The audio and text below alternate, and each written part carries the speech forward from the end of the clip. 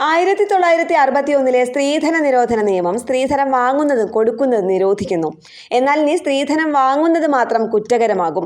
The dowry prohibition അമെൻമെന്റ് bill 2025 നിയമ പരിഷ്കരണ bill സർക്കാരിന് കൈമാറി.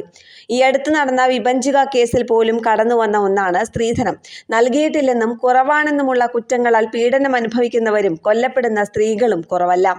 ഇനി ഇക്കാര്യത്തിൽ ഭർത്താവ് നേരിട്ടോ അല്ലാതെയോ ഭാര്യയെ മാനസികമായോ ശാരീരികമായോ വിഷമിപ്പിച്ചാൽ ലഭിക്കുന്നത് 2 വർഷം വരെ തടവും 25,000 രൂപ പിഴയുമാണ്. സ്ത്രീധനം ആവശ്യപ്പെട്ടാൽ 6 മാസം മുതൽ 2 വർഷം വരെ തടവും 50,000 രൂപ പിഴയുമുണ്ടാകും.